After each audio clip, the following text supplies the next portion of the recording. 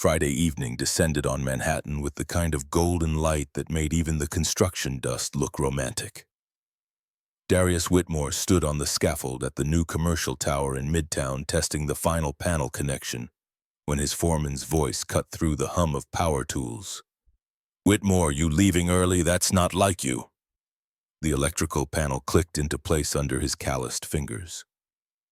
Darius had spent 6 hours threading conduit through concrete walls, his back aching in that familiar way that meant he'd pushed too hard.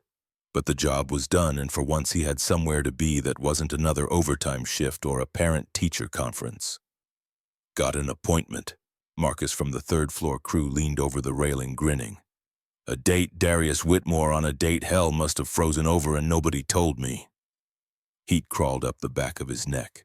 3 years of turning down every setup, every suggestion from well-meaning co-workers who couldn't understand that a man could be content alone with his son. Except content wasn't quite the right word anymore, was it? Just dinner. Nothing special. But his hands betrayed him, checking his phone 3 times in 2 minutes as he packed his tools. The app notification still glowed on the screen, confirmed for 7:00 p.m. Chez Laurent. Sarah L. had been easy to talk to over text these past 2 weeks. Teacher recently divorced, understood the complications of single parenthood. Safe, uncomplicated, exactly what he needed. The drive back to Queens took 40 minutes through rush-hour traffic, giving him too much time to second-guess everything. The radio played something about market volatility and corporate restructuring, words that belonged to a world he'd never touch. He switched to the oldies station. Marvin Gaye understood loneliness better than financial analysts ever could. His apartment building rose up between a bodega and a laundromat, red brick weathered by decades of city grit. Home. He took the stairs 2 at a time to the 3rd floor, keys already in hand. "Daddy!" Ezra launched himself from the couch the moment the door opened, small body colliding with Darius's legs hard enough to make him stagger. 7 years old and already strong, already growing into someone Darius barely recognized some mornings. "Hey, little man, you finish your homework." Dorothy Bradshaw emerged from the kitchen, wiping her hands on a dish towel. Silver hair pulled back in the same neat bun she'd worn for the 30 years she'd lived across the hall. Retired teacher, widow, the kind of neighbor who brought soup when Ezra had a cold and never once made Darius feel like he owed her anything. "All done, including the extra credit math problems. This child is too smart for his own good." Ezra bounced on his toes, eyes bright with the kind of excitement that made Darius's chest tighten. "Daddy's going on a date, Mrs. Bradshaw told me." "It's not a big deal, Ez. Just dinner with someone." But Ezra's face had already shifted that too serious expression that sometimes made him look decades older than 7. He stepped closer, voice dropping to something almost conspiratorial. "Are you lonely, Daddy?" The question landed like a punch. Darius knelt, bringing himself eye level with his son, searching for the right words. How did you explain to a child that loneliness wasn't the same as being alone, that you could fill every hour with work and bedtimes and soccer practice and still feel like something vital was missing? "What makes you ask that? Mrs. Bradshaw says grown-ups need grown-up friends too, not just their kids." Dorothy had the grace to look slightly embarrassed. "I may have mentioned that fathers deserve lives of their own. Children are resilient when they know they're loved." Darius stood, ruffling Ezra's hair. "I have you, buddy. That's enough." But even as he said it, the words felt hollow. Ezra watched him with those dark, knowing eyes, and Darius wondered what his son saw that he'd been trying so hard to hide. The shower ran hot enough to turn the bathroom into a steam room. Darius stood under the spray, washing away concrete dust and doubt in equal measure. His reflection in the fogged mirror showed a man who looked older than 38. Worry lines carved deep around his eyes. When had that happened? The closet offered limited options. Khakis that still fit from 2 years ago. A button-down shirt in deep blue that Ezra had picked out last Father's Day, insisting it made his eyes sparkly. Nothing fancy but clean and pressed. He didn't own a suit anymore, hadn't since Simone left, and he'd stopped pretending he'd ever need one. "You look nice, Daddy." Ezra sat on the bed legs swinging, watching the preparation ritual, with the intensity of a scientist observing an experiment. His school clothes were already rumpled, a grass stain on one knee from recess, but his smile was pure sunshine. "Thanks, Ez. You going to be good for Mrs. Bradshaw?" "I'm always good." A pause, then quieter. "Will you come back tonight?" The question carried weight that 7-year-olds shouldn't have to carry. Darius sat beside him, pulling him close until Ezra's head rested against his shoulder. "I'll always come back. You know that, right? Nothing and nobody is more important than you. Even if you meet someone nice. Even then, you're my priority, my person, forever." Ezra nodded against his chest, and Darius felt the small body relax. 3 years of proving he wouldn't disappear the way Simone had, and still his son needed the reassurance. Maybe they were both lonely, just in different ways. Dorothy appeared in the doorway, car keys jingling. "I'll drive you. No sense paying for parking in Manhattan."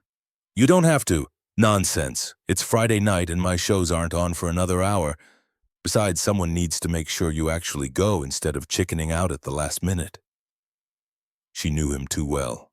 The drive across the Queensboro Bridge felt like crossing into another universe. Manhattan glittered ahead, towers of glass and steel reflecting the dying sunlight, each window a portal into lives Darius would never understand. Somewhere in one of those buildings, people made decisions that moved markets. Down here on street level, he just tried to make sure the lights stayed on. Chez Laurent occupied a corner in Midtown that somehow felt both intimate and intimidating. French bistro, white tablecloths, the kind of place where the prices weren't listed on the menu and everyone spoke in hushed tones. His stomach clenched. "This is the address Sarah gave me." Dorothy squeezed his shoulder. "You're just as good as anyone in there. Remember that." But walking through those doors felt like entering enemy territory. The host, a severe woman in all black, looked him up and down with the kind of assessment that found him wanting before he'd even opened his mouth. "Reservation, Whitmore, 7 o'clock. She checked her book, eyebrow arching. "Table for 2. This way." The dining room hummed with quiet conversation, crystal glasses catching candlelight, creating tiny prisms that danced across white tablecloths. Couples leaned close, sharing secrets. Business types discussed deals over wine that probably cost more than his electric bill.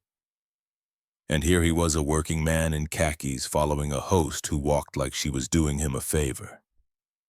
His table sat near the window, Manhattan stretching out beyond the glass like a promise or a threat.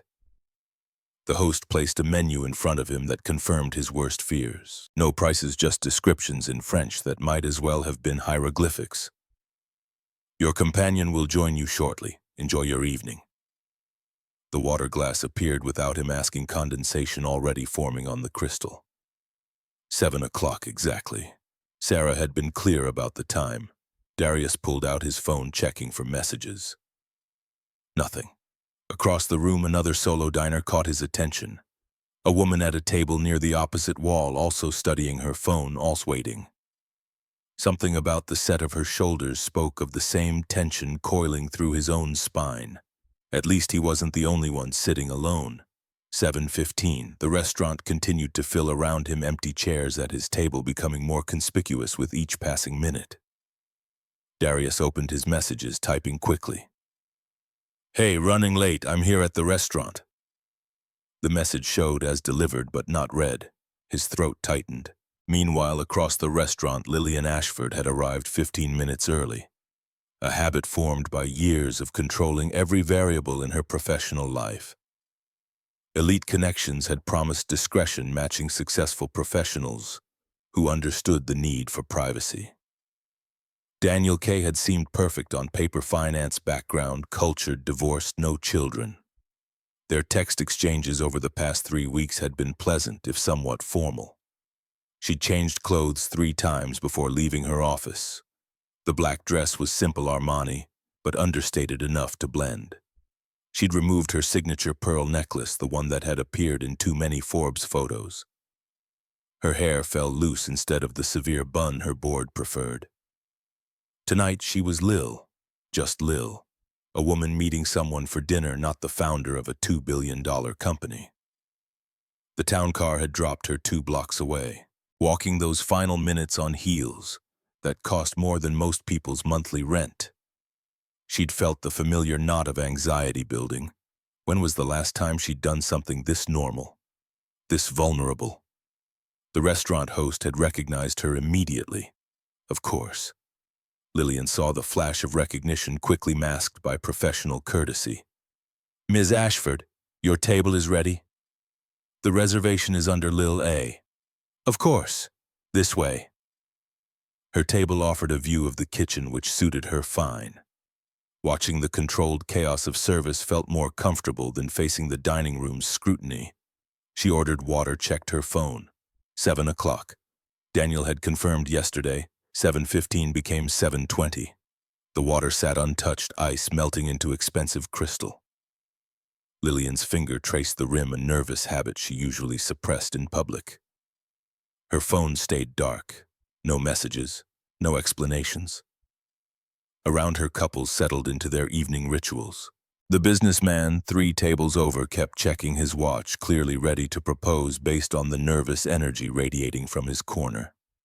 The elderly couple near the window ate in comfortable silence, finishing each other's sentences with a look.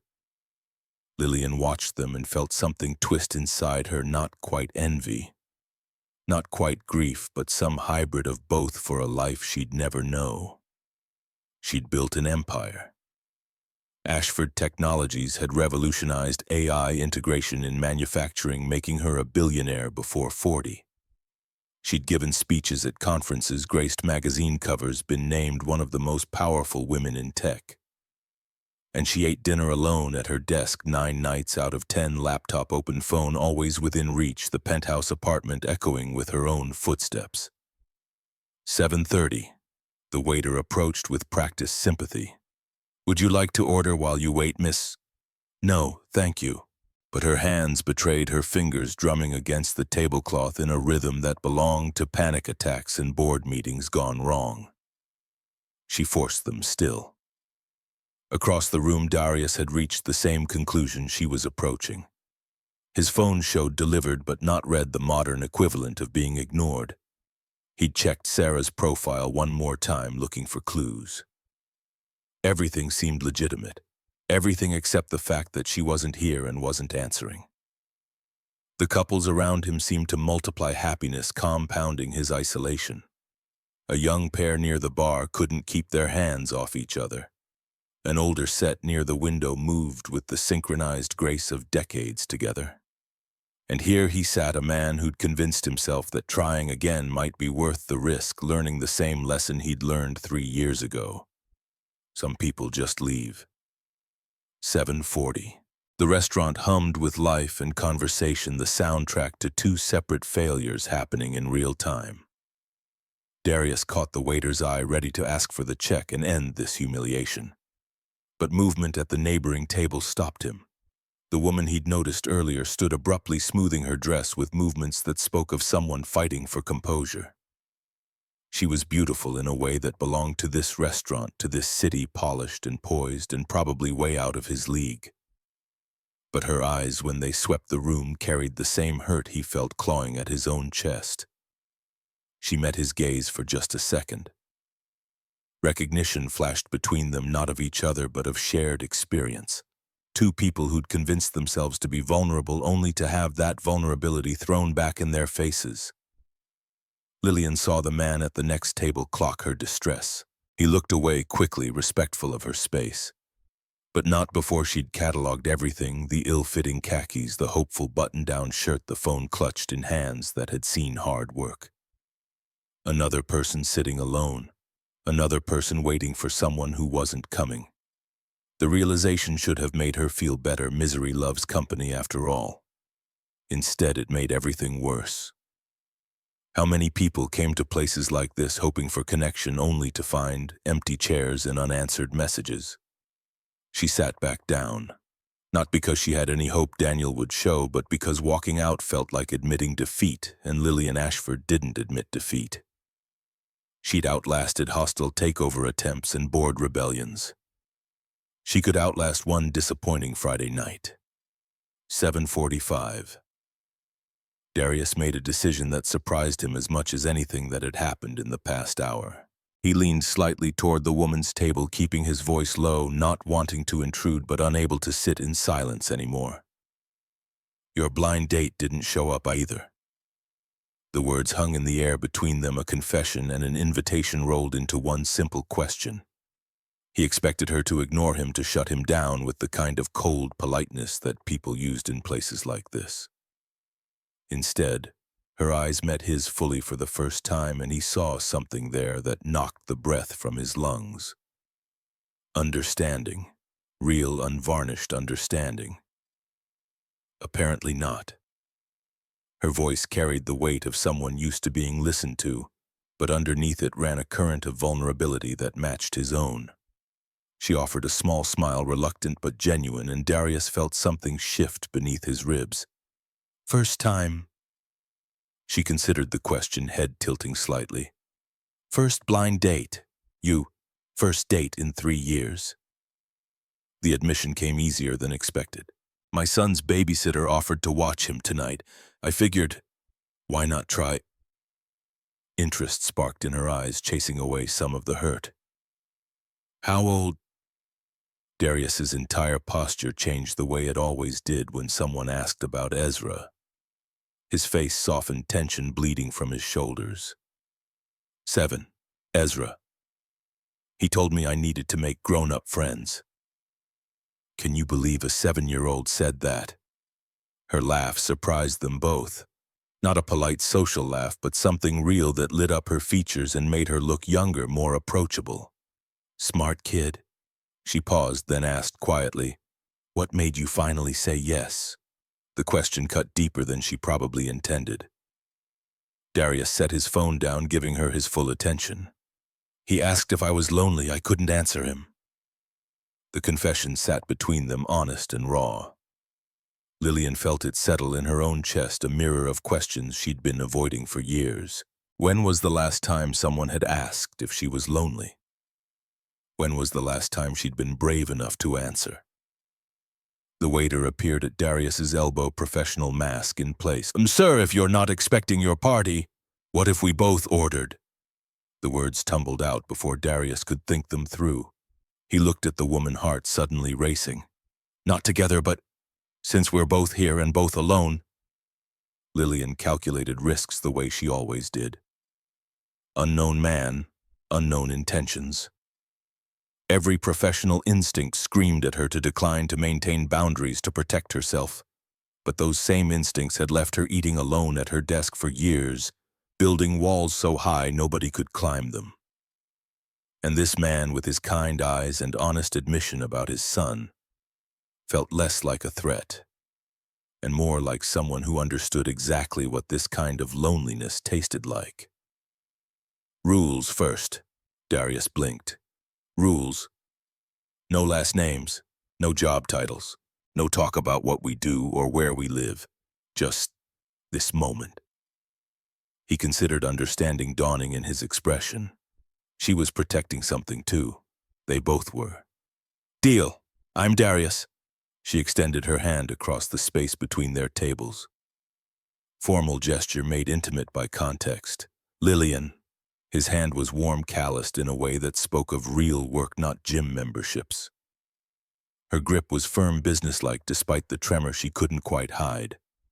The contact lasted only seconds, but both of them felt it, connection, tentative and fragile, but real. They didn't combine tables. The symbolism felt important, maintaining separate spaces while building a bridge between them. Both ordered coffee, neither planning to drink it. The restaurant continued around them, couples and conversations, creating a backdrop to something neither of them had anticipated when they'd walked through those doors. "So why did you agree to a blind date?" Darius asked, then quickly added, "You don't seem like someone who does things randomly." Lillian felt exposed, seen in a way that should have been uncomfortable but somehow wasn't. What makes you say that? The way you calculated before agreeing to talk, the rules you're used to having control. She should have been offended. Instead, she found herself impressed. Most people only saw the surface, the polished exterior, the confident stride, the woman who had it all together. This man, this stranger, had looked deeper in 5 minutes than people she'd known for years. I wanted to see if I could just be someone, without all the other things attached. What other things? Expectations. People see what I can give them before they see me. The words tasted like truth, bitter and freeing at the same time. She'd never said that out loud before, not even to herself in the privacy of her own apartment at 3 in the morning when the panic attacks hit hardest. Darius nodded slowly, no judgment in his expression. I get that. Different reasons maybe, but I know what it's like to feel like people only see one part of you. What part do they see? He shifted in his seat, considering. The dad part, Ezra's dad. I'm the guy at school pickup, the one who leaves work early for soccer practice, sometimes the only black dad in a line of SUVs. And that's fine, I love being his dad, but sometimes I forget there used to be other parts of me too. Lillian understood that better than she wanted to admit. She'd become Ashford Technologies somewhere along the way, losing Lillian Ashford in the process. When was the last time she'd done something just because it made her happy? When was the last time happiness had even factored into her decisions? Your wife. She stopped herself. Sorry, that's too personal. Ex-wife, Simone. He said the name carefully, like testing its weight after years of silence. She left when Ezra was 4. Said motherhood wasn't what she thought it would be. No bitterness colored his voice, just tired acceptance. Lillian recognized the tone. It was the same one she used when talking about her own failed marriage. The one that had ended when her husband couldn't handle coming second to her company. That must have been difficult. I don't blame her for leaving. I blame her for not figuring it out before we had a kid. He looked down at his coffee. Now I'm both parents. And I thought I was doing okay, but then Ezra asked if I'm lonely and I realized I don't even know anymore. The vulnerability in that admission made Lillian's throat ache. Here was a man who'd built his entire life around caring for someone else, who'd sacrificed whatever dreams he'd had to be present for his son, and he couldn't even name his own loneliness.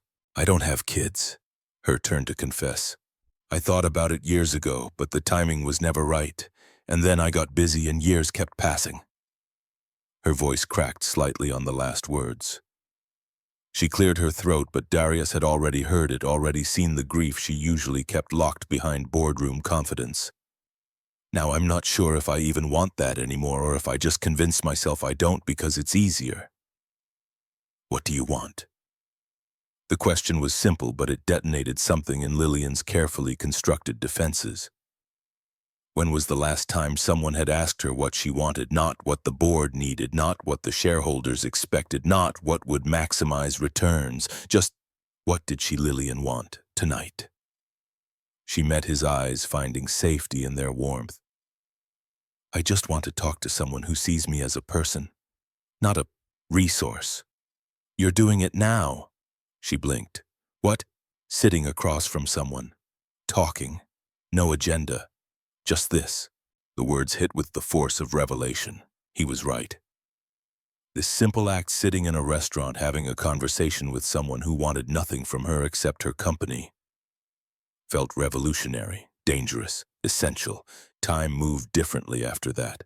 Conversations flowed like water, finding new channels, neither forced nor careful. Darius told her about Ezra's first day of school, how he'd cried more than his son had, standing in the hallway long after the teacher had closed the door. Lillian shared stories about her early startup days, the terror and exhilaration of betting everything on an idea that might fail. What made you keep going? Darius asked. When it got hard? Pride mostly, stubbornness. I'd burned too many bridges to turn back. She smiled, but it carried an edge. And somewhere along the way, proving everyone wrong became more important than being happy. Are you happy? 9 o'clock now. The restaurant had begun to empty, couples drifting toward whatever came next in their evenings. Lillian's coffee had gone cold hours ago. She picked up the cup anyway, staring into the dark liquid like it held answers. I eat dinner alone almost every night, at my desk. Laptop open, phone within reach. I tell myself it's productive, but the truth is, she set the cup down carefully. I don't know how to do it any other way anymore. Darius heard the admission underneath the words, saw the loneliness she'd spent years hiding from everyone, including herself. He understood it because he lived it too, just in a different apartment in a different borough, eating standing up while helping with homework, filling the silence with his son's voice. Because without it, the emptiness would be unbearable. "Do you ever resent it?" Lillian asked quietly. "Being alone, every day. Honest words, no padding. But I built this life. I chose to stay when Simone left. Chose Ezra over dating, over social life, over me. And I don't regret it. But sometimes I wake up and don't remember who I was before I became someone's entire world." Silence settled between them, but it wasn't uncomfortable. It was the silence of two people who'd found something unexpected in each other's truth, who'd stumbled into understanding without meaning to. "I'm glad you were here tonight." Lillian's voice was soft but certain. "Even if neither of us were supposed to be." Maybe we were supposed to be. Darius met her eyes, feeling brave in a way he hadn't felt since before Simone left. Just not for the people we thought. The moment stretched, fragile and perfect. Then Darius's phone vibrated against the table, shattering their bubble. He glanced at the screen and his entire posture shifted. "I'm sorry, I need to take this." He stood, stepping away from the table, but not before Lillian saw the name on the screen, Mrs. Bradshaw. The worry that flashed across his face told her everything, something about his son. She watched him pace near the restaurant entrance, phone pressed to his ear. Body language screaming parental concern. Whatever carefree moment they'd been building evaporated in the face of real-world responsibility. She knew even before he came back to the table that their evening was over. Darius returned apology written in every line of his body. "I have to go. Ezra woke up from a nightmare. He's asking for me." "Of course, go." But he didn't move immediately. He stood there looking at her like he was trying to memorize her face, trying to hold on to something he'd found and now had to leave behind. "I didn't want this to end like this." Lillian felt her armor sliding back into place, protective walls rising to shield against the disappointment that came from opening up too soon, trusting too easily. Her smile felt brittle even to herself. "Nothing lasts, right?" Something in his expression shifted. Not acceptance, but determination. He pulled out his phone, unlocking it with quick, certain movements, then held it out to her. "I don't know if this breaks your rules, but I'd like to see you again." The contact screen glowed between them, cursor blinking in the name field. Every rational part of Lillian's brain screamed at her to decline, to walk away clean, to keep this as one perfect evening that would never disappoint her by becoming complicated. But she thought about her penthouse, about laptop dinners and empty rooms, and years of convincing herself that isolation was the same thing as independence. Her fingers moved before her mind could overrule them. She typed Lillian, no last name, maintaining the barrier even as she broke it. He smiled, quick and relieved, then typed into his own phone. "So you have mine too." His text came through seconds later. "Thank you for tonight. It meant more than you know." Then he was gone, leaving behind the check he'd already paid and Lillian sitting alone at a table for two. The restaurant felt larger, suddenly emptier. She gathered her coat, her phone, the remnants of her courage, and stepped out into the Manhattan night. The walk home took longer than necessary, 30 blocks, heels clicking against pavement, the city alive around her with Friday night energy. Groups spilled out of bars, couples hailed cabs. The whole complicated machinery of urban life churning forward while she moved through it like a ghost. Her phone buzzed in her hand. She looked down, pulse quickening. "I hope you got home safe, D." She stopped on the corner of Fifth Avenue, watching traffic lights cycle through their colors, and felt something dangerous bloom in her chest. Hope. The kind that could hurt you if you let it. "Still walking?" Tonight was unexpected. She hesitated, then added, "In a good way." His response came quickly. "Unexpected is good. I could use more of that. Lillian found herself smiling at her phone screen like a teenager, like someone who hadn't spent the last decade building emotional fortifications. She started walking again, fingers flying over the keyboard. How's Ezra already back asleep? Bad dream about monsters? I told him Daddy would always protect him. A pause, then.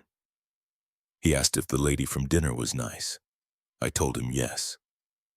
Something squeezed in Lillian's chest, something that felt dangerously close to longing. This man had told his 7-year-old about her, had integrated her, however briefly, into the sacred space of his relationship with his son. You told him about me. He's 7. He asks about everything. I don't lie to him. What did you say? That I met someone nice who had also been stood up? That we talked? That it was really good? Lillian stopped walking altogether, standing still while the city moved around her. Her penthouse building rose ahead, doorman visible through the glass entrance, waiting to welcome her back to climate-controlled silence and floor-to-ceiling windows.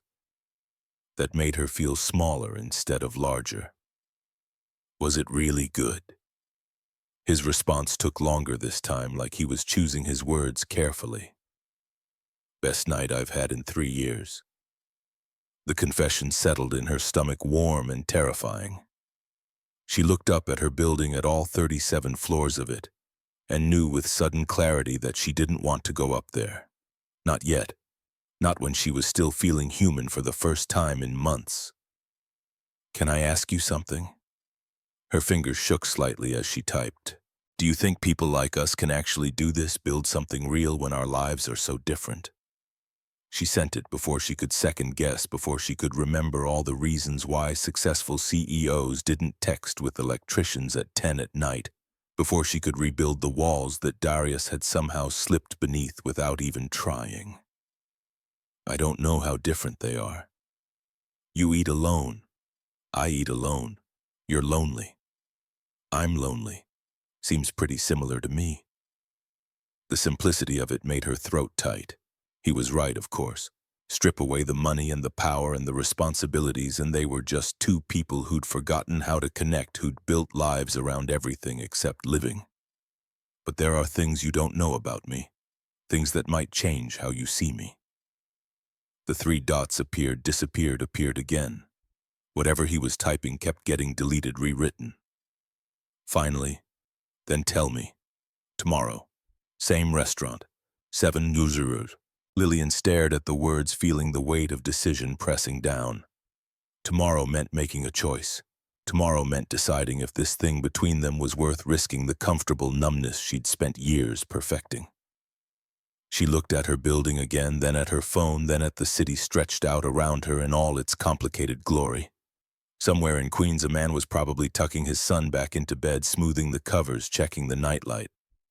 Somewhere in this same city that held 8 million people, someone had actually seen her. Okay, but this time it's a real date, not 2 people who got stood up. Deal. I'll actually put on my nice shirt. She smiled despite herself, despite everything. You're already wearing your nice shirt, aren't you? How did you know? Lucky guess.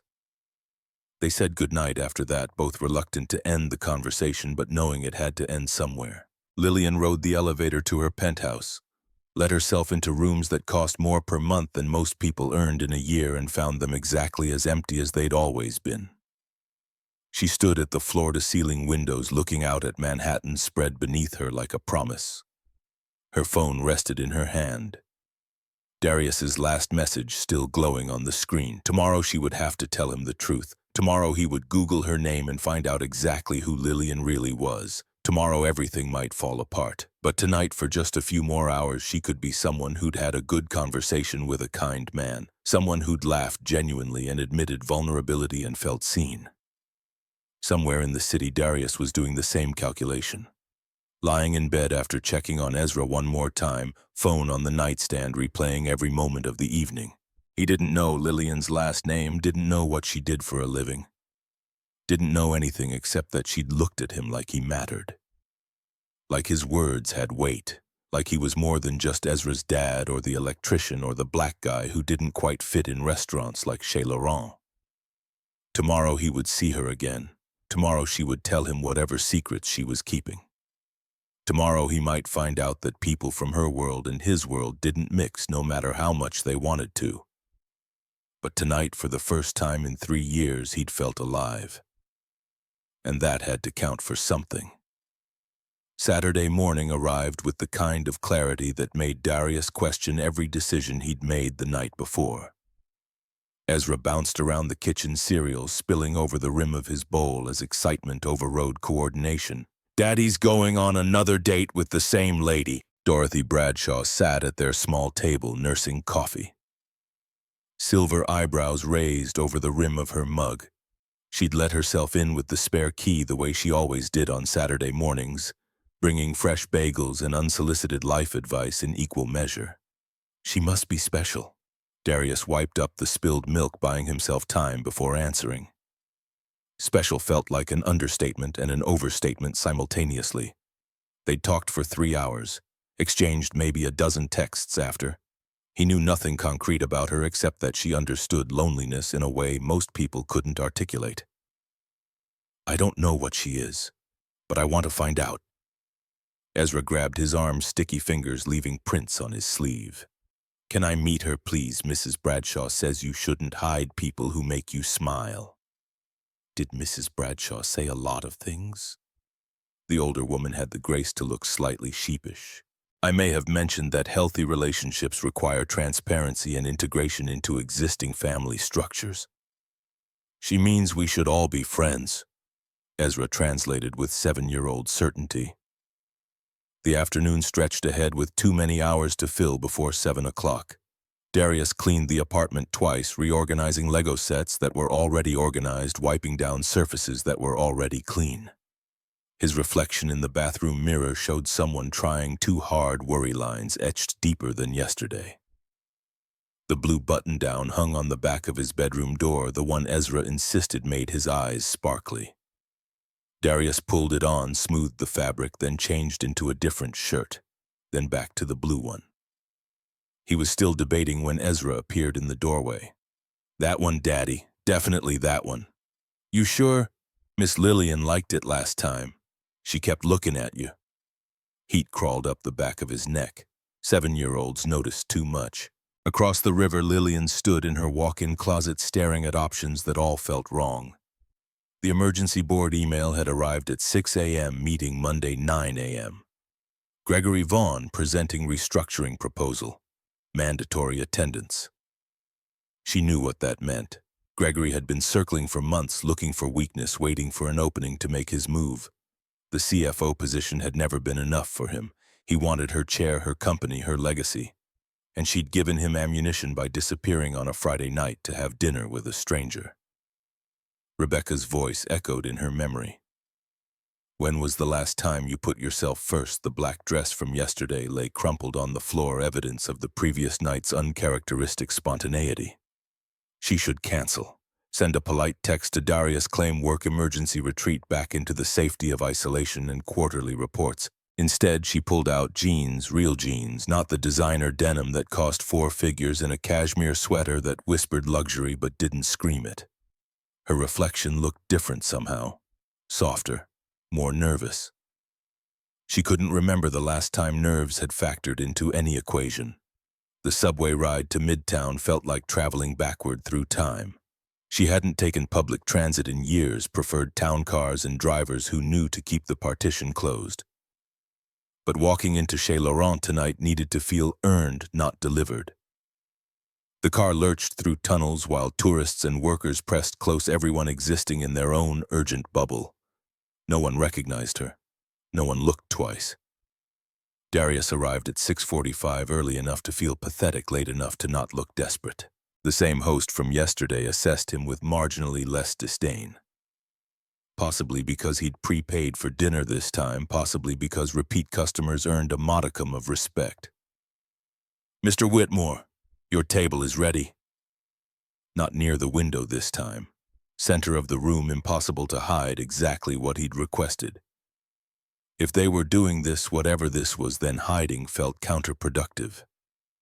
7 o'clock arrived with Lillian walking through the door, scanning the room until her eyes found his. Relief and nervousness warred across her features before settling into something that might have been joy. She moved toward him with the confidence of someone used to commanding rooms, but her hands twisted together at her waist, betraying uncertainty underneath. He stood. She smiled. Neither quite knew what greeting fit this moment. Hug felt presumptuous, handshake felt ridiculous, so they settled for an awkward half-wave that made them both laugh. Hi. Hi. She slid into the chair across from him, and the symbolism wasn't lost on either of them. Same table. Together. No more separate islands of isolation pretending connection. Conversation flowed easier this time, lubricated by yesterday's vulnerability. Darius told her about Ezra's soccer game that morning, how his son had scored the winning goal and then cried because the other team looked sad. Lillian found herself laughing genuinely, imagining a 7-year-old with that kind of empathy. He sounds wonderful. He's everything. Simple words that carried the weight of Darius's entire world. They ordered food this time, not just coffee. Shared appetizers arrived and they traded bites without thinking, the intimacy of the gesture sneaking past both their defenses. He noticed she was left-handed. She noticed he checked his phone reflexively every few minutes, parent reflex impossible to suppress. Tell me something true about you. His voice dropped lower, inviting secrets. Something you don't usually tell people. Lillian set down her fork, considering the question's weight. Every instinct screamed at her to deflect, to offer something surface level that sounded vulnerable without actually risking anything. But his eyes held hers with such genuine interest that lying felt like betrayal. I have panic attacks sometimes, usually at night when I'm alone. I've never told anyone that before. No judgment crossed his features, no uncomfortable shifting or changing the subject. He just nodded, absorbing the information like it mattered, like she mattered beyond this single confession. What triggers them? The thought that I've built this whole life and none of it belongs to anyone. Like I could vanish and only the quarterly reports would notice the difference. The admission hung between them, more honest than she'd been with herself in years. Darius reached across the table, not quite touching her hand, but close enough that she could feel the heat radiating from his skin. You wouldn't disappear, I'd notice. Something in her chest cracked open, some carefully constructed wall developing fissures. They'd known each other less than 24 hours. They'd shared maybe 4 hours of actual conversation. And somehow this stranger saw her more clearly than people who'd known her for years. Isaiah asked me last week if I'm sad. His turn to confess. I told him no, but the truth is I've been sad for 3 years. Not every day, but enough that my 7-year-old can see it. Lillian's hand moved of its own accord, closing the final inches to rest on top of his. His fingers were warm, slightly rough from work, solid in a way that made her feel less like she was floating untethered through space. That must be exhausting, being everything for him. Sometimes, not often. But yeah, sometimes I wake up and don't remember who I was before I became someone's entire world. Then I feel guilty for even thinking that, because he didn't ask for any of this. He just deserves a parent who shows up. The rawness in his voice made her throat ache. She understood that particular flavor of sacrifice, the way you could give everything to one thing and wake up one day realizing you'd somehow lost yourself in the process. I don't have kids. I thought about it years ago, but the timing was never right. And then I got busy and years kept passing, and now I'm not sure if I even want that anymore, or if I just convinced myself I don't because it's easier. The restaurant hummed around them, couples and conversations creating white noise that faded into background irrelevance. 4 hours dissolved into nothing, marked only by the arrival and departure of plates neither of them remembered ordering. 11 o'clock found them standing on the sidewalk outside, neither quite ready for the evening to end. Darius made a decision that felt both brave and foolish. Can I walk you home, or at least to your subway? She lied with practiced ease. I'm just a few blocks away. Truth lived 30 blocks north in a penthouse she had no intention of revealing tonight.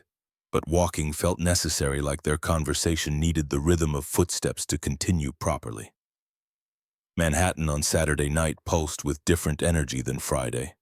Groups spilled from clubs, laughter echoing off glass and steel. Street musicians occupied corners, guitar cases open for donations. They walked slowly, neither setting the pace, just existing in parallel motion.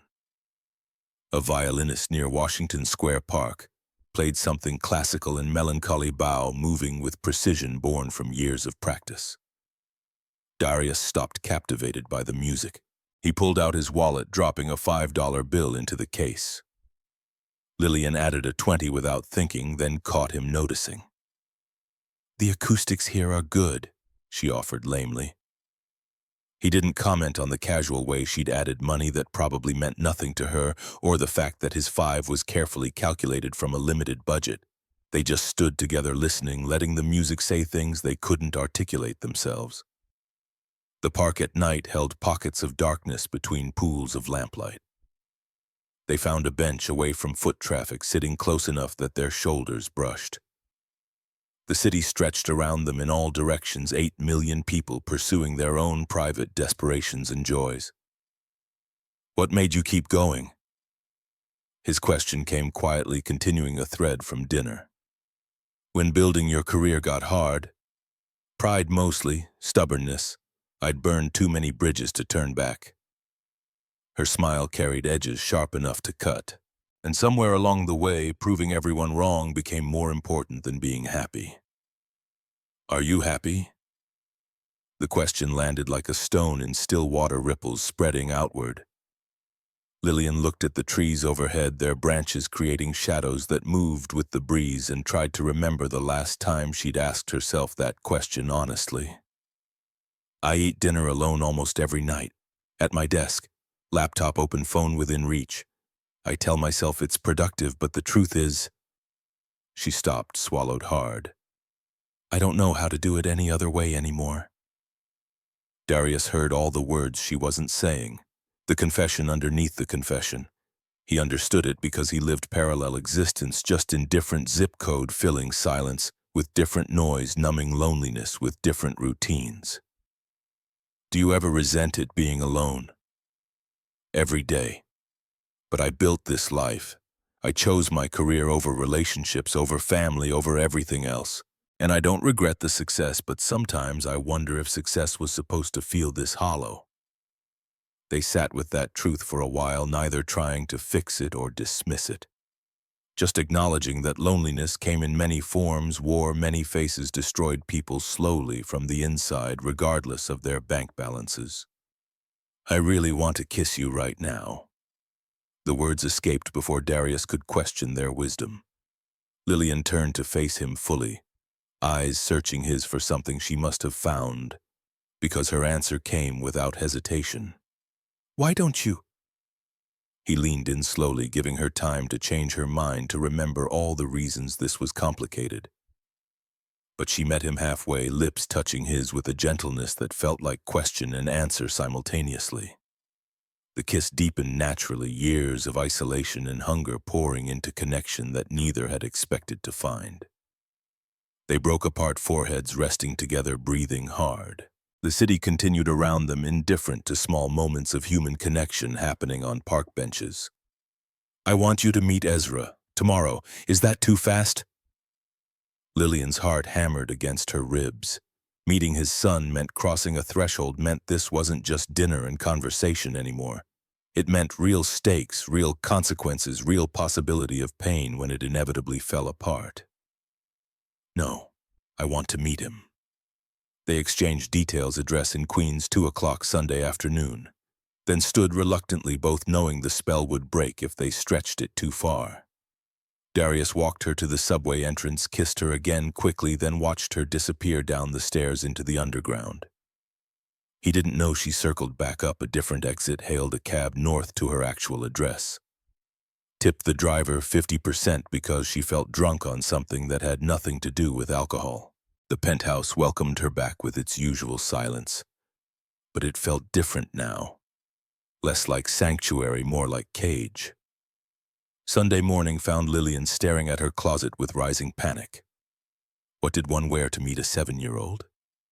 She tried 5 different outfits, settling finally on jeans and a simple sweater, then added minimal makeup and pulled her hair into a ponytail. Her reflection showed someone unrecognizable, younger, softer, terrified. The subway to Queens felt like traveling to foreign country.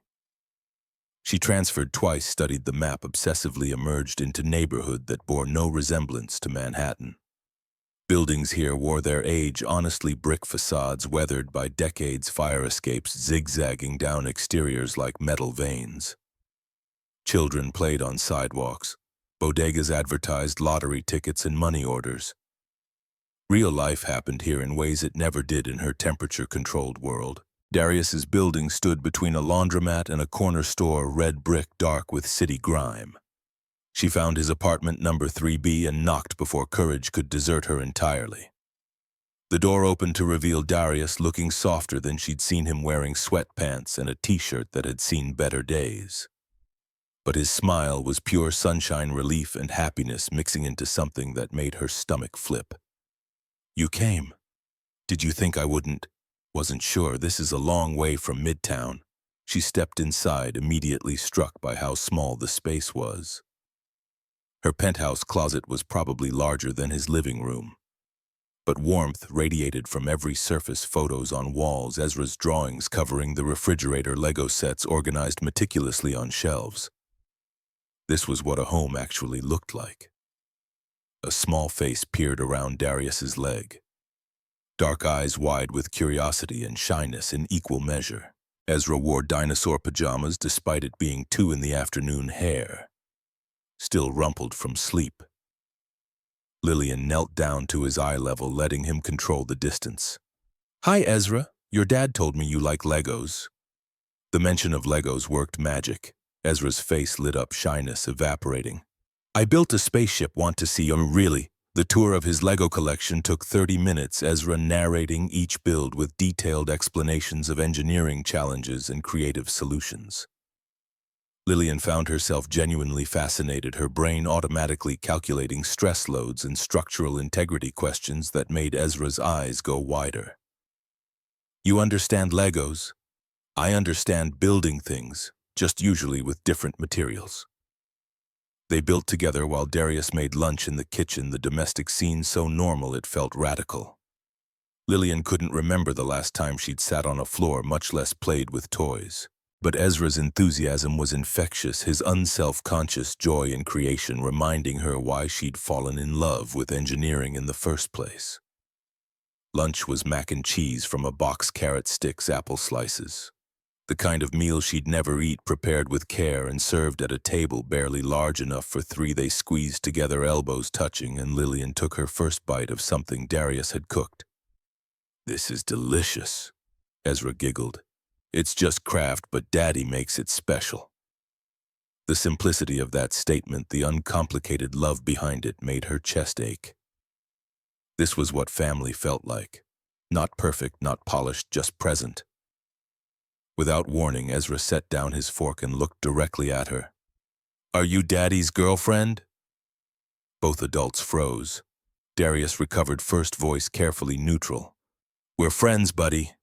But Ezra had 7-year-old logic on his side. "Mrs. Bradshaw saw you kissing her last night from her window. She told me. If you kissed her, she's your girlfriend."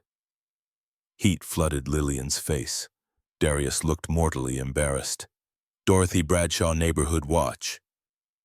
The absurdity broke the tension. Lillian laughed, real laughter that came from her belly, and suddenly they were all laughing, the awkwardness dissolving into something lighter. "I don't mind if she's your girlfriend." Ezra's pronouncement carried the weight of royal decree. "She's nice, and she knows about Legos." Darius and Lillian exchanged glances over his head, whole conversations happening in silence. They hadn't defined anything yet, hadn't discussed what this was or could be. But Ezra had given his blessing, and somehow that mattered more than any adult negotiation. The afternoon moved to a small park 3 blocks away, playground equipment worn but functional. Ezra ran ahead, boundless energy finding outlet in climbing and swinging. Lillian and Darius sat on a bench watching him play, shoulders touching in a way that felt natural. So, about what Ezra said, is that what we are, boyfriend and girlfriend? Feels very high school. What else would we be? Lillian's stomach tightened. Here was the moment she'd been dreading, the confession that would change everything. Darius, there are things you don't know about me. Things that might change. Then tell me. She took a breath, forcing the words out before fear could stop them. My full name is Lillian Ashford. He waited, clearly expecting more. Lillian Ashford, founder and CEO of Ashford Technologies. Understanding dawned slowly, then all at once. His expression shifted from confusion to recognition, to something that might have been shock or might have been hurt. He stood walking a few steps away, hands shoved in pockets. The AI company, the Fortune 500 company. Yes. Minutes stretched between them, measured by Ezra's laughter on the swings. When Darius finally turned back, his face showed conflict, not anger exactly, but something raw, betrayal adjacent. Why didn't you tell me? Because I wanted you to see me, not what I've built. I told you everything, about Simone leaving, about struggling with bills sometimes, about feeling like I'm barely keeping it together. And you let me. It wasn't fake. Her voice cracked despite efforts to keep it steady. This us is the only real thing I've had in years. But it was built on omission. The accusation landed hard because it was true. She'd let him expose himself while keeping her own armor intact. She'd asked for honesty while hiding behind rules about no last names, no job titles. Ezra chose that moment to run over, oblivious to the tension. Why are you guys sad? Darius knelt immediately, parent mode overriding everything else. We're just talking, Ez. Did you do something bad? Small voice directed at Lillian. She matched his eye level, refusing to hide from the question. I didn't tell your daddy the whole truth about me. Are you still nice? I try to be. Ezra considered this with the gravity of someone much older. Then it's okay. Daddy says everybody makes mistakes.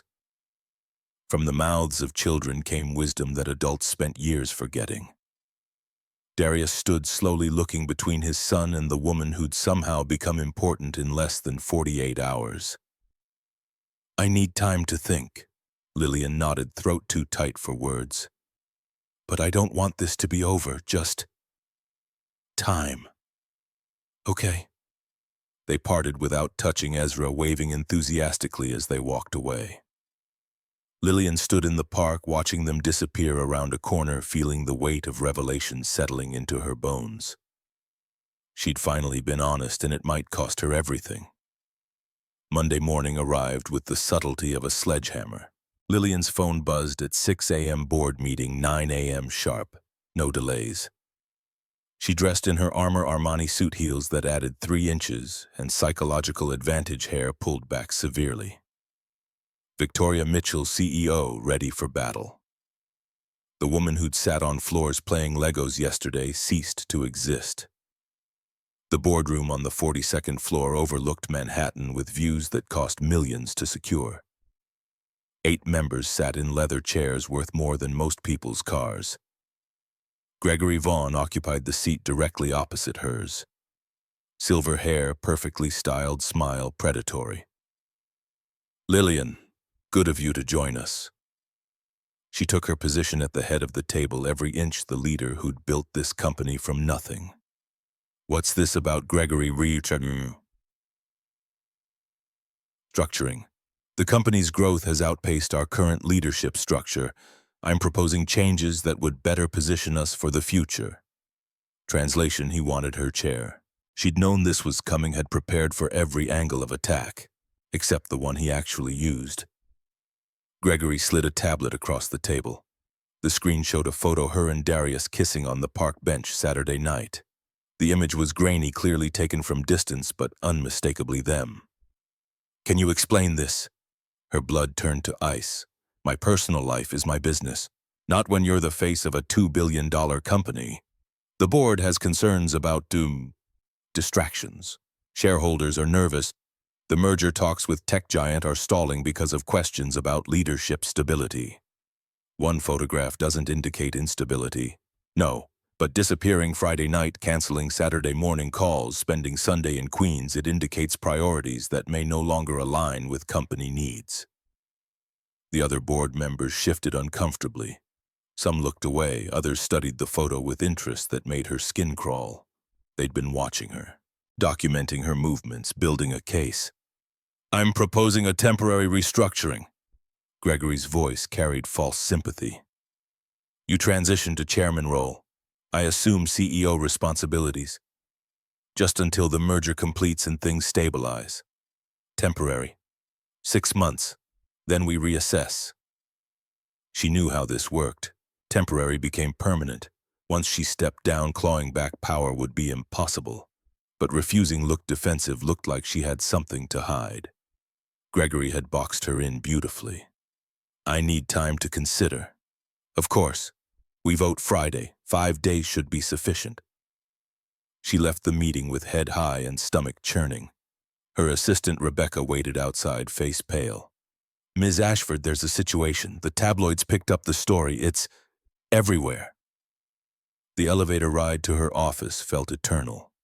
Rebecca showed her phone screen after phone screen. Headlines screamed variations of the same theme. Tech billionaire's secret romance. Ashford CEO slumming with working-class boyfriend love. Across class lines or publicity stunt photos of her and Darius leaving the restaurant. Walking through the park, entering his building in Queens, someone had been following them, documenting everything, building narrative that painted her as either desperate or manipulative depending on which publication you read. Her phone rang. Blocked number, but she answered anyway. "Ms. Ashford, this is Jennifer Craig from The Times. I'm writing a piece about your relationship with Darius Whitmore. Would you care to comment?" She hung up. The phone immediately rang again, different number, same question. She turned it off, feeling walls closing in. Across the river, Darius's morning imploded in parallel disaster. His foreman met him at the job site entrance, tablet in hand. Expression carefully neutral. "Whitmore, need to talk to you." The break room was empty at 7 a.m. His boss showed him the tablet screen, the same photos Lillian had seen, but with different headlines focusing on him. "Electrician lands billionaire CEO. From construction site to penthouse, modern Cinderella story or gold digger alert." "Is this you with Lillian Ashford?" "Yes." "Christ, Darius, you realize she's a billionaire. What are you doing?" "I'm dating someone, that's all." But the whispers followed him onto the floor. Co-workers who'd been friendly yesterday now studied him with mix of envy and suspicion. Marcus from the 3rd floor cornered him at lunch. "So Whitmore, she buy you a new car yet?" "We're just dating." "Right, just dating. Billionaire CEO and electrician. That's a real love story." "What's that supposed to mean?" "It means one of you is using the other and I'm not sure which one. Either she's slumming for kicks or you hit the jackpot. Either way, it doesn't end well for the working man." Darius's hands clenched into fists. 3 years of building respect on this site, proving he was reliable and skilled, reduced to gold digger jokes in single morning. His phone buzzed constantly, unknown numbers, texts from people he hadn't spoken to in years. Everyone suddenly interested in his life. He turned it off during afternoon shift, but his boss pulled him aside at 4. "Look, Darius, you're a good worker. But this attention, it's disruptive. I'm putting you on leave pending investigation." "Investigation into what?" "Your relationship with a client's competitor. Conflict of interest protocols. This building isn't even related to her company. Just go home. We'll sort it out." Walking to his car felt like running a gauntlet. Eyes followed him, whispers cut through the air. He'd lost his job temporarily or permanently, didn't matter, because he dared to date someone whose money made him suspicious by association. The drive home took forever through rush hour traffic. His phone stayed off, but he knew Ezra would have questions. 7-year-olds heard things at school. Other kids had parents who read tabloids, who gossiped, who would fill their children's heads with narratives about daddy and the rich lady. Dorothy met him at his apartment door, face creased with worry. "Ezra's fine. But there were reporters at the school. The principal called me. I picked him up early. Inside, Ezra sat on the couch clutching his favorite stuffed dinosaur, eyes red from crying. Darius's heart shattered. Hey, little man, what happened? Kids at school said Miss Lillian is only pretending to like you because you're poor. They said rich people do that sometimes for fun. Darius pulled him close, rage and helplessness warring in his chest. His son shouldn't have to defend his father's relationship to children who repeated their parents' ugly assumptions. That's not true. Miss Lillian likes us for real. Promise. He wanted to promise, wanted to believe with the certainty Ezra needed, but doubt had crept in, poisonous and insidious. Why would a billionaire CEO want someone like him? What did he offer except complications and bad press? His phone powered back on, immediately flooded with notifications. Most were garbage reporters, strangers, people selling stories. But one caught his attention, Lillian Ashford calling. He stepped into his bedroom, closing the door before answering. Hello, Darius. Her voice cracked his name. I'm so sorry, the photos, the stories, this is my fault. It's nobody's fault. Just reality catching up. My board is using our relationship against me, claiming I'm distracted, unstable. They want me to step down. My boss suspended me, said I'm conflict of interest. Silence stretched between them, heavy with implications neither wanted to voice. This was the price of their connection, his job, her company, public humiliation for both. Maybe we should take a break. Her words came out strangled. Until things calm down. Is that what you want? No, but I don't want to drag you through my mess. What if I want to be dragged? The question hung in digital space, challenge and invitation. On the other end, Lillian stood at her penthouse window, city spread beneath her like chessboard where she'd always known the right moves. Until now. Why would you want this? The scrutiny, the judgment, Because for the first time in 3 years I feel alive, and I'm not giving that up without a fight. She closed her eyes, tears finally spilling over. He didn't know what he was asking, didn't understand the machine she'd built that would chew them both up if they didn't play by its rules. I have board vote Friday. They'll remove me if I don't end this. Then don't end it.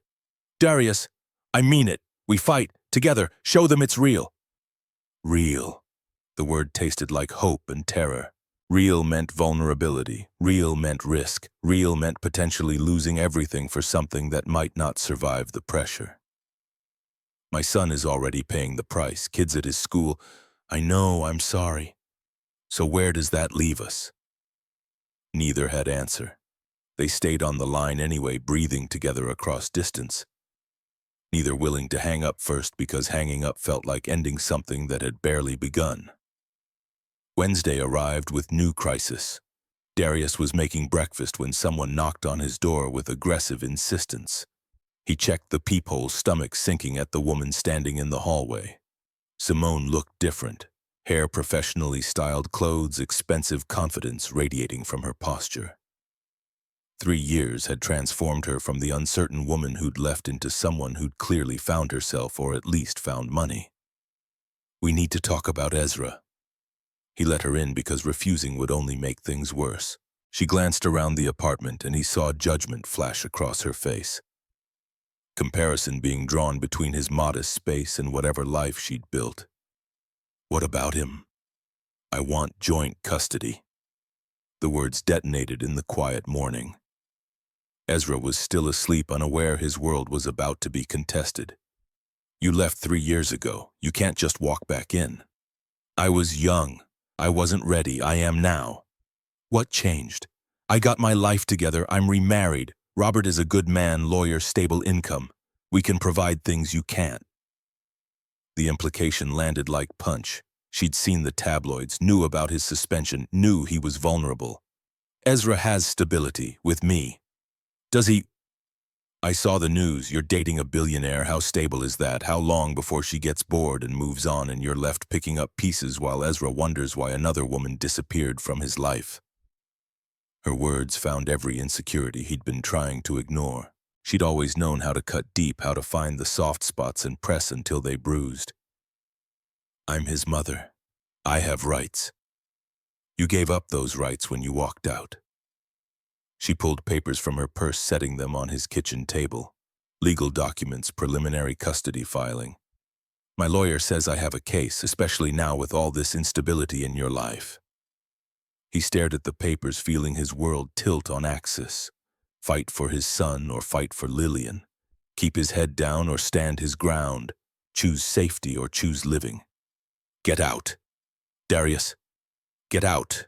You want custody, we'll do it in court, but you don't get to come into my home and threaten me.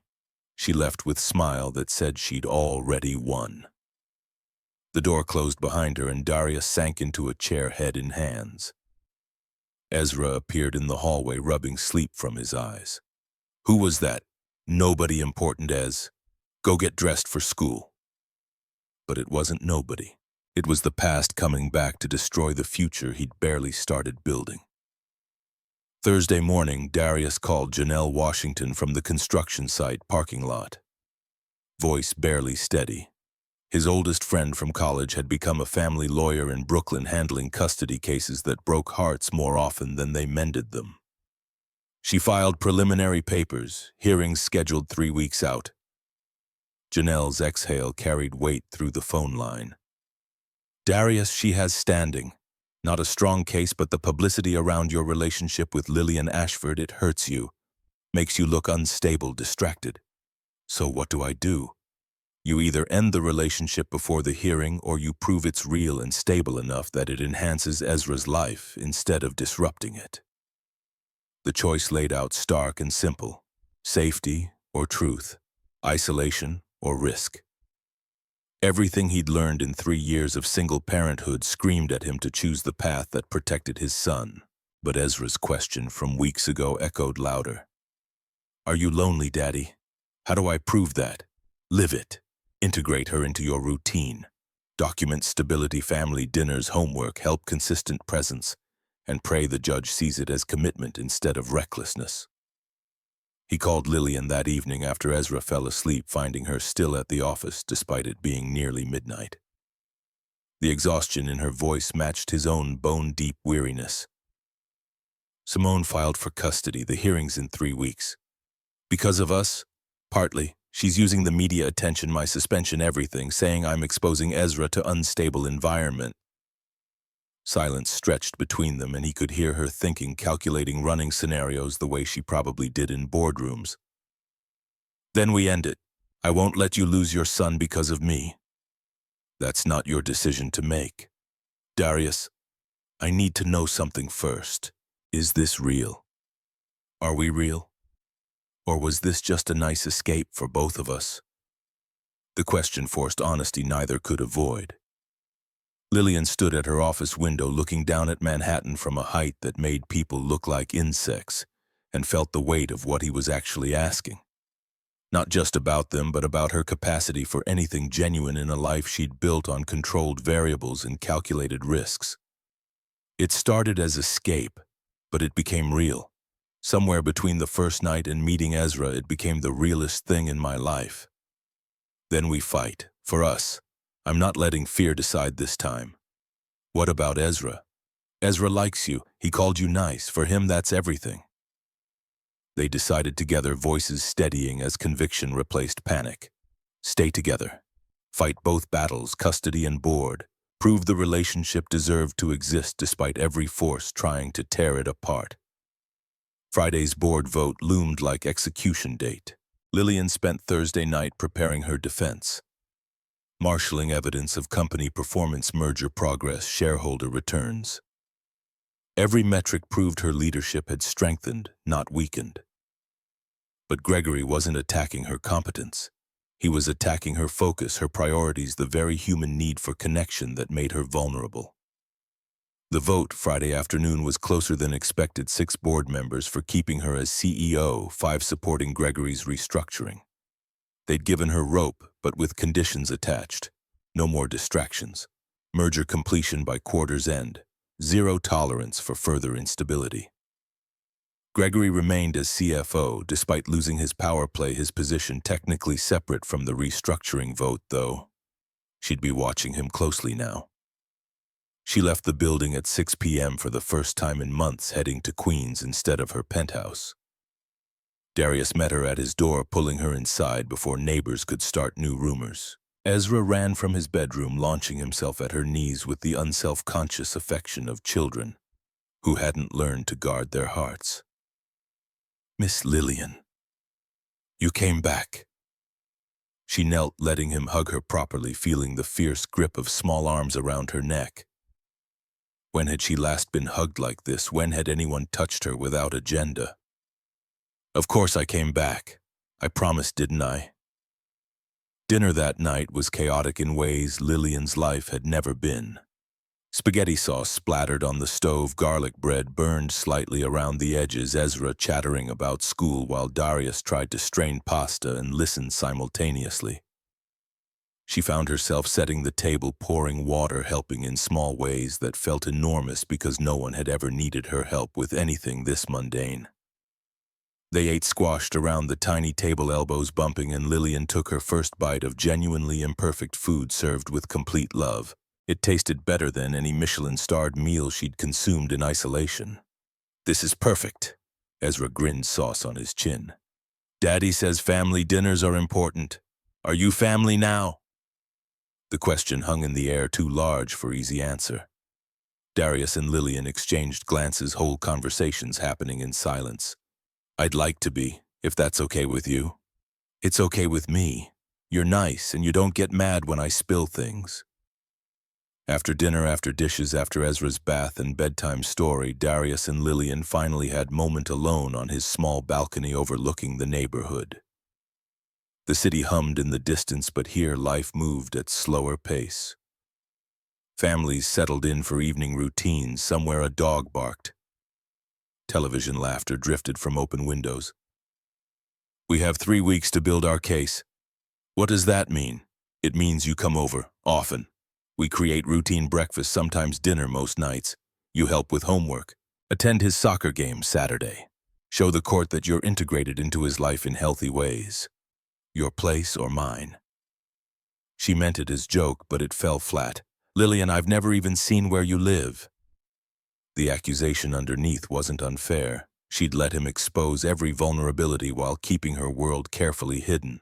The penthouse represented everything she was afraid of him seeing: the excess, the isolation, the monument to success that felt more like mausoleum. "You're right. Tomorrow, come to my place for dinner, both of you." His eyebrows rose. "You sure? If we're doing this, really doing this, then no more hiding. You see all of it. Decide if you still want in." Saturday evening, Darius held Ezra's hand as they approached the building on Billionaire's Row.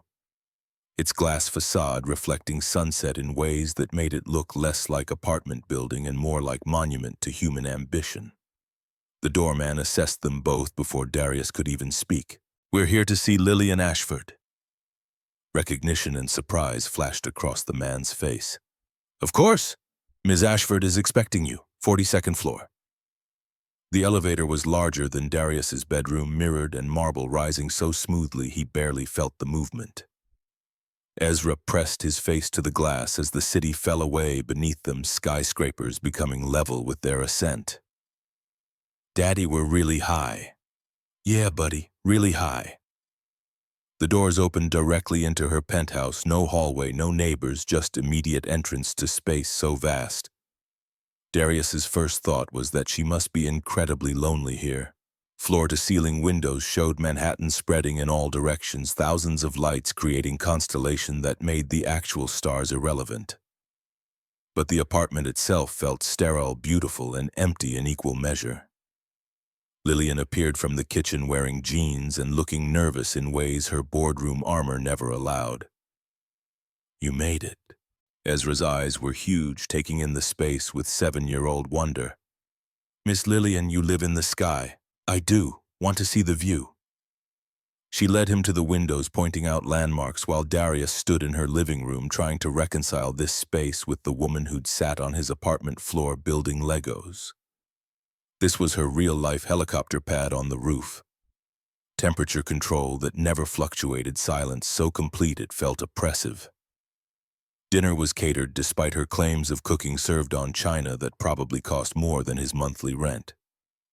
But she'd ordered pizza at Ezra's request, and watching her try to eat it with knife and fork before his son showed her the proper way to fold a slice made something in Darius's chest loosen. "Like this, Miss Lillian, you gotta fold it so the cheese doesn't slide off." She followed his demonstration, giggling when sauce dripped on her expensive jeans, and Darius saw glimpses of person underneath the CEO, someone who'd forgotten how to be messy, someone who needed permission to be imperfect. After dinner, Ezra discovered her sound system, immediately requesting to test its capabilities. Music filled the vast space, first pop songs he knew from school, then jazz, that Lillian admitted she listened to when working late. They ended up dancing, Ezra bouncing around with abandon while Lillian and Darius moved together, more carefully aware of their son's eyes tracking them. "This place is beautiful." His voice stayed low just for her. "It's lonely. I didn't realize how lonely until I saw your apartment. You have a home. I have a museum. So change it. It's not that simple. Isn't it? Put some pictures on the walls. Get furniture that's been sat on. Let it be lived in instead of displayed." The simplicity of his solution made her throat tighten. She'd spent years curating perfection, and he was suggesting she embrace mess. Except mess was where life actually happened: spilled milk and burned garlic bread and Lego pieces in uncomfortable places. The board's vote had given Lillian breathing room, but Gregory still posed a threat she couldn't ignore. The next 2 weeks became a delicate balance, maintaining professional excellence while building personal foundation strong enough to withstand custody scrutiny. Lillian found herself splitting time between office and Queen's mornings, starting with coffee at her place and evenings ending with bedtime stories at his. She helped Ezra with math homework, discovered she was actually good at explaining fractions through Lego-based examples. She attended his soccer game, cheering from the sidelines with other parents who eyed her with mix of curiosity and suspicion. Janelle coached Darius on testimony, running him through questions Simone's lawyer would likely ask. Each practice session revealed new vulnerabilities. His inconsistent income, the small apartment, his own admission that dating a billionaire created complications. "They're going to paint you as distracted by her money or dazzled by her world. You need to show the judge that your relationship with Lillian enhances Ezra's stability, not threatens it." "How do I prove that?" "By showing her consistent presence, the routine you've built, the way she fits into his life naturally instead of disrupting it." The Tuesday before Thursday's custody hearing, Lillian worked late, tracing inconsistencies in quarterly financial reports. Numbers that didn't align with projections Gregory had presented months ago. She spent 18 hours following the trail: offshore accounts, falsified vendor payments, systematic embezzlement running back 6 months. Gregory Vaughn wasn't just trying to take her position. He was looting the company while destabilizing her leadership to cover his tracks. Wednesday morning, she called emergency board meeting. The evidence sat before them: transaction records proving conspiracy, email trails documenting Gregory's systematic theft of company funds to offshore accounts, testimony from vendors who'd been pressured to inflate invoices in exchange for kickbacks. "You've been embezzling for 6 months while undermining my leadership to distract from your crimes." The board's shock rippled through the room like earthquake. Gregory's confident mask shattered as forensic accountants presented documentation that would hold up in criminal court. "These accusations are documented, provable, criminal."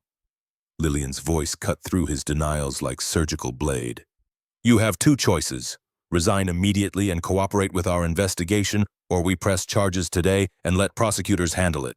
By noon, Gregory had been escorted from the building by security resignation, forced to avoid immediate prosecution that would come anyway once she turned evidence over to federal authorities.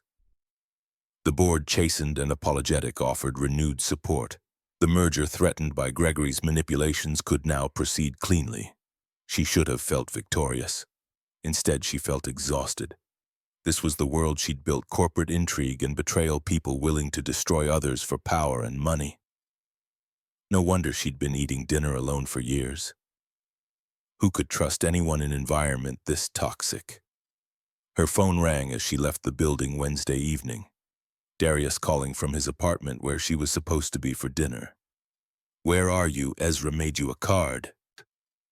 The simple question, the assumption that she'd show up because she'd promised to the knowledge that a 7-year-old had spent time making her something, it broke through the shell she'd been maintaining since the board meeting. "I'm coming.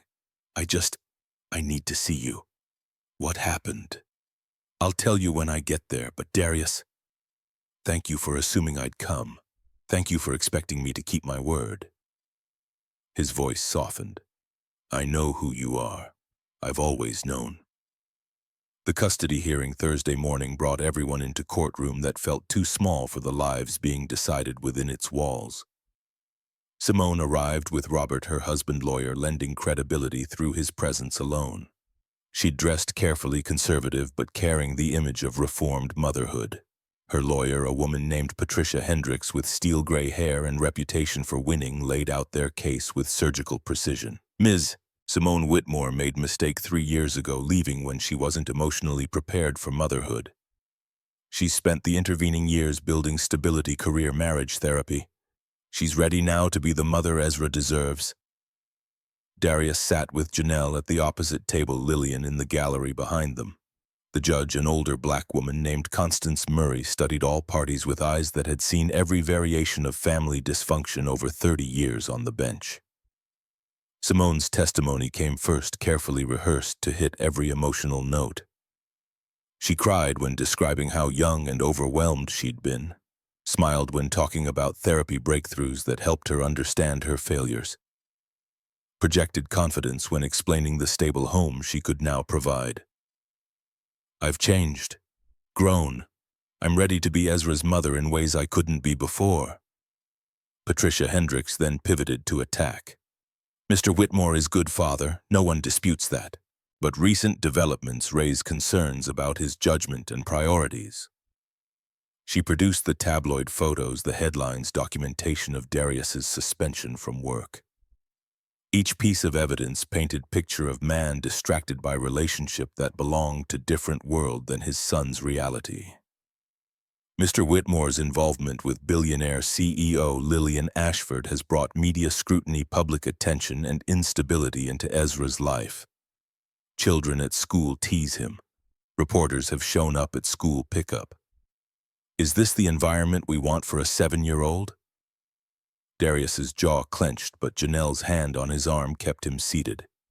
Furthermore, Mr. Whitmore has been suspended from his job due to conflict of interest concerns. His financial stability, already tenuous compared to what Ms. Whitmore can provide, has been further compromised. The implication hung in the courtroom air. Maybe Darius was dating Lillian for money after all. Maybe his judgment was compromised by a possibility of easier life than construction work could provide. Judge Murray called recess before Darius's testimony, giving everyone chance to regroup. Lillian found him in the hallway, pulled him into empty consultation room. "That was brutal. I'm sorry." "Not your fault." "It is, though. Every word she said is because of me. Because I'm who I am." His hands framed her face, forcing her to meet his eyes. "You're who you are. Successful, brilliant kind. I'm not ashamed of that. I won't let them make me ashamed." The afternoon session began with Darius's testimony. Janelle walked him through his history with Ezra, 3 years of solo parenting, perfect attendance at school events, medical appointments, never missed homework, help every evening. Then came the questions about Lillian. "Mr. Whitmore, how long have you known Ms. Ashford?" 3 weeks. Patricia Hendricks pounced. 3 weeks and you're already integrating her into your son's life. Isn't that reckless? "We've known each other 3 weeks. But in those 3 weeks, she's been more present than most people I've known for years." "Present how?" "Family dinners, homework help. She came to Ezra's soccer game. She fits into our life instead of disrupting it. But she's a billionaire CEO. Her world is completely different from yours.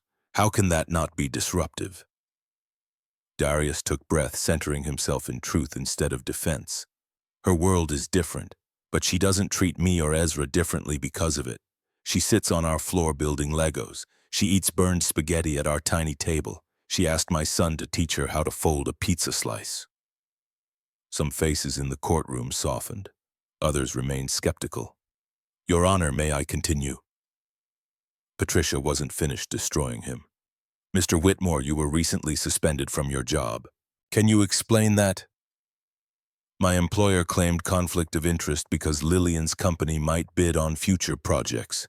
It's administrative temporary.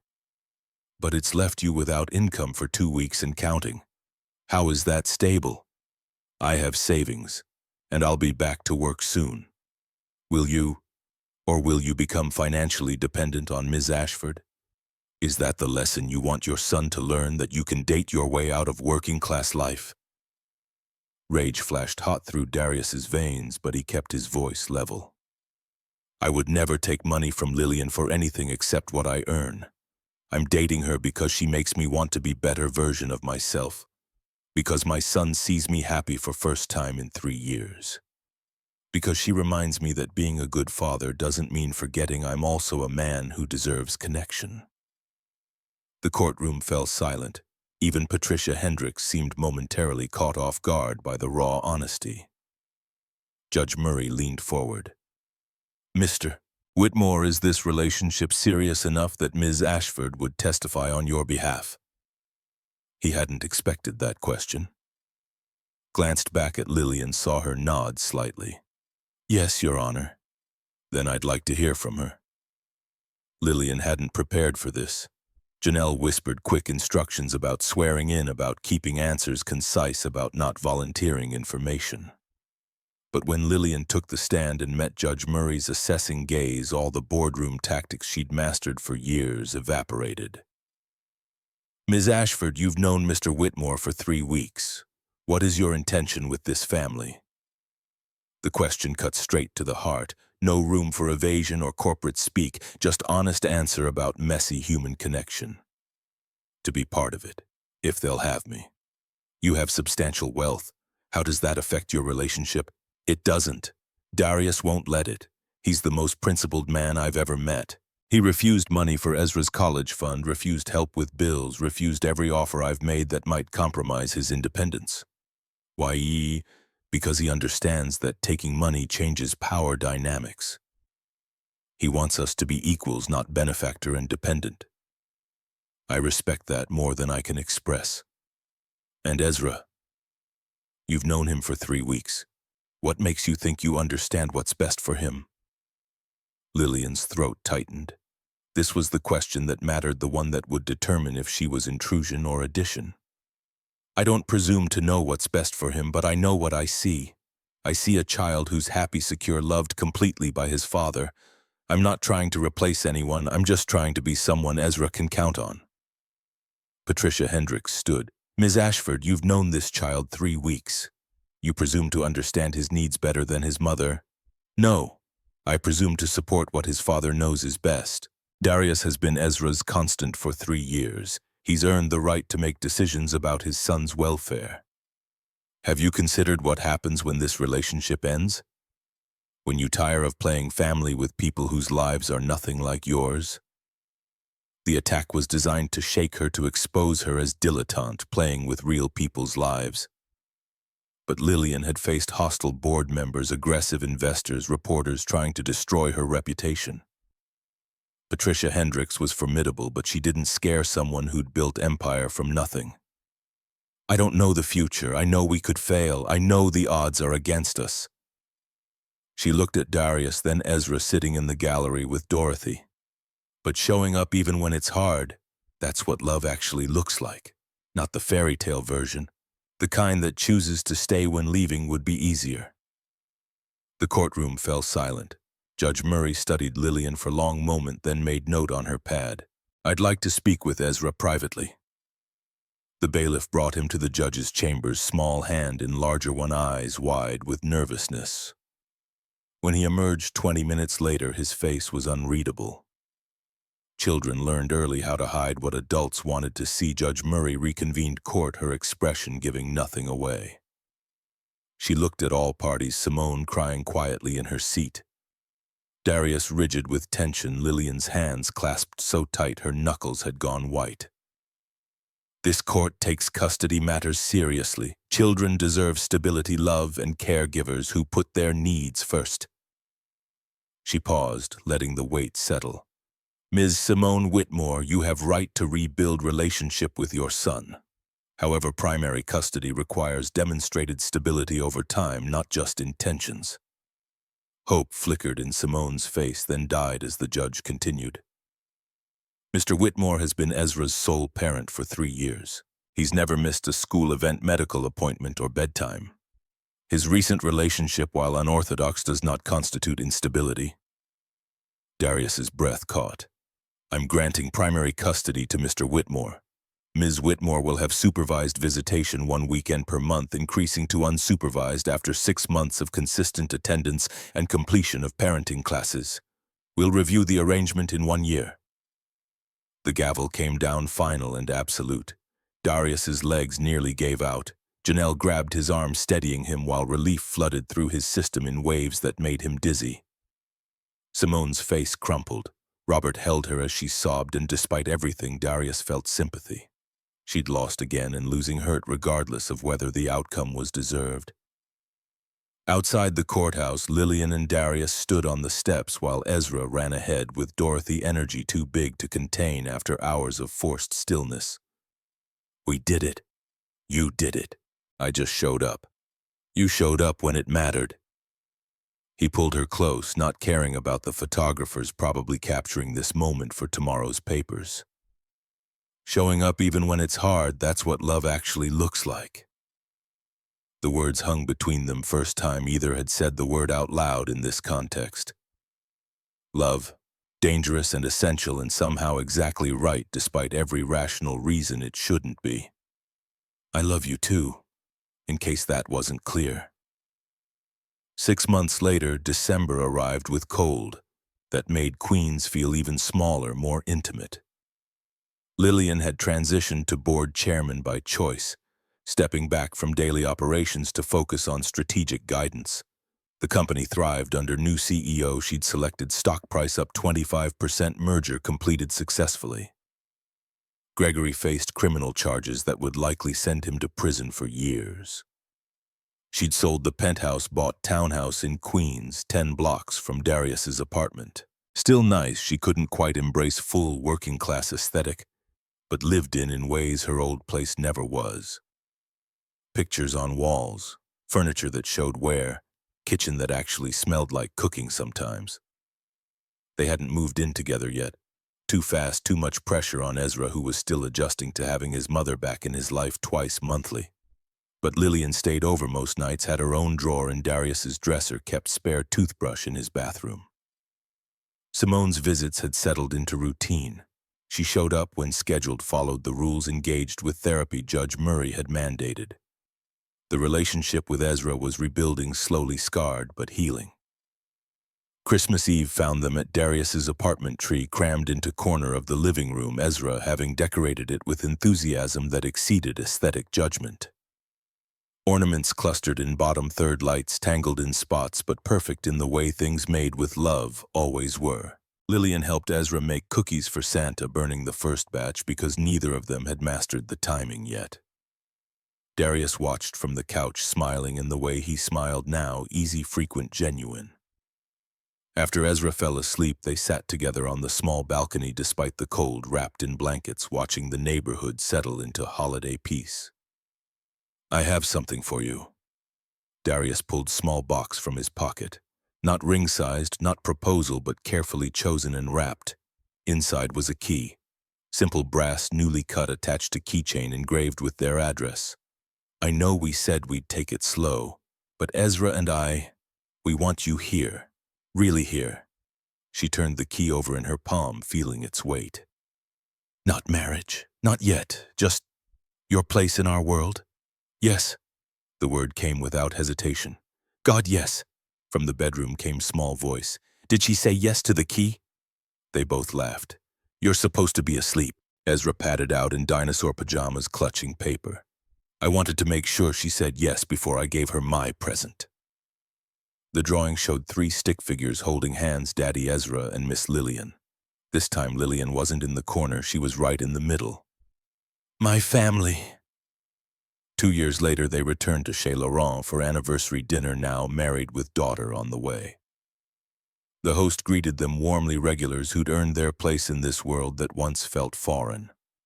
Over wine for him, sparkling water for her, they talked about nursery plans and Ezra's upcoming birthday.